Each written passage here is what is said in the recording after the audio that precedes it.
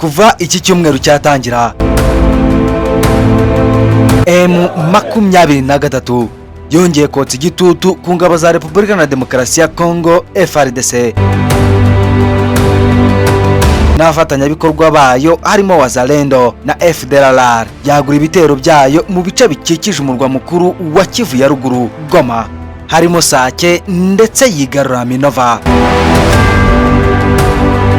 Nkuko amakuru ari guturuka imbere mu mirongo y'abarwanyi ba M23, Sake nayo bari kwigera amajanja mu bitero yagabye ku itariki 23 z'uku kwezi kwa mbere uyu mwaka wa 2025. Mu gitondo cy'uyu munsi tariki 24 z'ukwezi kwa mbere uyu mwaka wa 2025 habyutse humvikana inkuru y'urupfu rwa General Peter Chirimwami, wari warahawe inshingano na Perezida wa Repubulika na Demokarasi ya Kongo mu mwaka w'ibihumbi 2023 ubwo yahabwaga inshingano zitomoye na nyirubwite na Bwana Felix Tshisekedi, Perezida wa Repubulika na Demokarasi ya Kongo. Kuri M23 kwikiza General Peter Chirimwami byari ibintu by'ingenzi kuri bo, kuko uyu yari yarahawe inshingano zitomoye na Perezida wa Repubulika na Demokarasi ya Kongo zo kurwanya kandi mu buryo bwuzuye M23. Ariko mwe muretse gato, ubundi byagenze gute? Ese iby'urugamba leta ya Repubulika na Demokarasi ya Kongo yongeye kubyutswa na M23 igeze? Mbaye ikaze, nge nk'ibisanzwe ndi wa muhungu wanyu Maniragaba Alphonse. Iyi yo ni World Today. Muriteguye? Niba mwiteguye kadutangire sasa. Military Governor wa Kivu ya ruguru mu burasirazuba bwa Repubulika na Demokarasi ya Kongo yaguye ku rugamba ejo hashize kuwa kane ku itariki 23 z'ukwezi kwa mbere nkuko byatangajwe n'abayoboye M23. Umuvugizi wa M23 Kanyuka yanditse ku rubuga rwa X icyahoze cyitwa Twitter mu ijoro ryo kuwa kane rishyira kuri uyu wa gatanu ku itariki 24 z'ukwezi kwa mbere uyu mwaka wa 2025, avuga ko uwafatwaga nka Chief Command wa FDLR, umutwe washyizwe mu mitwe y'iterabwoba wanasize ukoze jenoside mu Rwanda, ko yitabye Imana. M23 ni inyeshyamba zirambye cyane mu ntambara n'ingabo za Repubulika na Demokarasi ya Kongo FARDC. Mu mahame shingiro yabo nk'impamvu nyayo yatumye bahaguruka bagatangiza urugamba kuri Kongo nukurinda abasivile bicwa na FDLR ibifashwamo na leta ya Repubulika na Demokarasi ya Kongo. Uyu General Peter Chirimwami yaguye ku rugamba aho yarari imbere mu mirongo y'umwanzi ngo yirebere uko FARDC ihangana na M23 mu gace ka Sengezi, aho yari yagiye ku rugamba kwizanira amakuru yizeye atahawe n'undi wari we wese.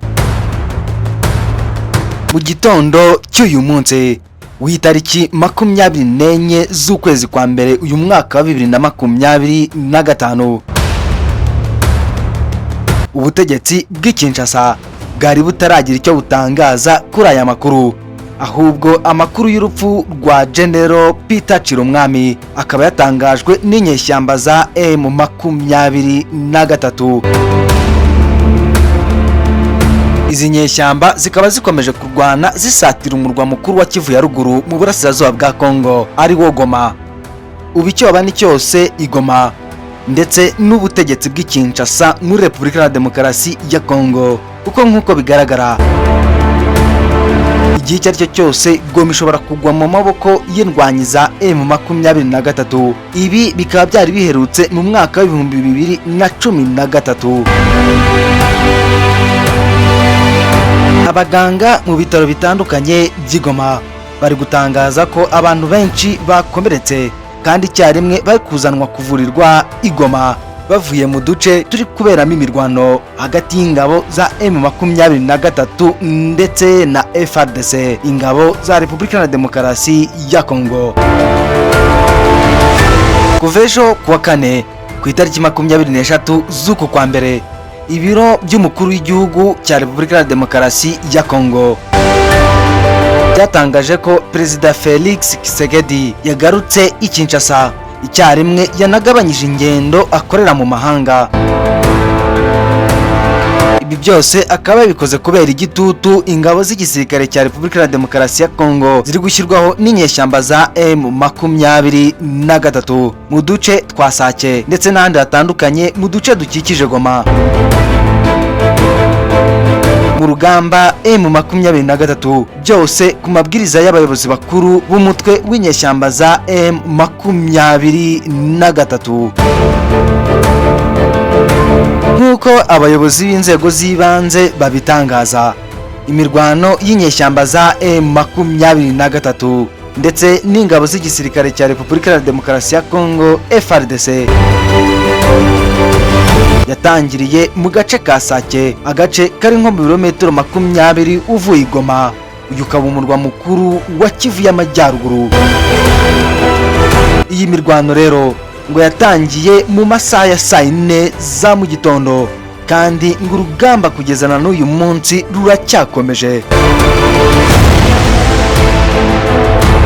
Umuyobozi wa M23 mu kiganiro yagiranye n'ikinyamakuru Jeune Afrique yatangaje ko ibice binini bigize Sake ubu biri kugenzurwa n'inyeshyamba za M23. Abo mu butegetsi bw'i Kinshasa muri Repubulika ya Demokarasi ya Kongo nta kintu bigeze batangaza ku by'uru rugamba bongeye kugabwaho n'inyeshyamba za M23. Yaba umuvugizi w'igisirikare cya Kongo FARDC General Sylvain Ekenge ndetse na Patrice Muyaya, umuvugizi wa guverinoma ya Repubulika ya Demokarasi ya Kongo. Gusa ikizwi nuko Perezida Felix Tshisekedi yongeye gusubira i Kinshasa akubutse imahanga ngo aze kubyikurikiranira. Uyu munsi tariki 24 z'uku kwa mbere, Perezida wa Repubulika ya Demokarasi ya Kongo yagiranye inama n'abakuru b'ingabo. Yakaba ari inama izajya iterana buri cyumweru ndetse bakanahuriramo n'abaministre muri za ministeri zitandukanye muri Repubulika ya Demokarasi ya Kongo. Iyi nama izaba igamije kwiga ku kibazo cy'umutekano muke uri mu burasirazuba bwa Kongo kubera ngo M23. Imirwano iri kubera mu duce dutandukanye dukikije Goma yateje inkeke ku batuye Goma ndetse n'abategetsi ba Repubulika ya Demokarasi ya Kongo. Leta Zunze Ubumwe za Amerika ngo bitewe n'uko umutekano w'Igoma utizewe, igihe icyo ari cyo cyose ishobora gufatwa n'inyeshyamba za M23, yasabye abanyamerika batuye Igoma kuhava kandi vuba. Ihuriro ry'ingabo zirwanira mu burasirazuba bwa Kongo riyobowe na FARDC bakomeje gushoberwa, uretse ingabo za Kongo hamwe n'imitwe yitwaje intwaro harimo Wazalendo ndetse na FDLR, bose bunze ubumwe n'igisirikare cya Kongo. Izindi ngabo nazo zirahari harimo iza MONUSCO, SADC ndetse n'ingabo za Afurika y'Epfo. Abasesenguzi batandukanye bari kuvuga ko nta gihindutse, Goma ishobora gufatwa n'inyeshyamba za M23. None niki kigiye gukurikira mu gihe Goma yabifashwe na M23? Niba ugize igitekerezo twandikire. Nk'ibisanzwe ndi wa muhungu wanyu Maniragaba Alphonse. Iyi yo ni World Today. Bella ciao.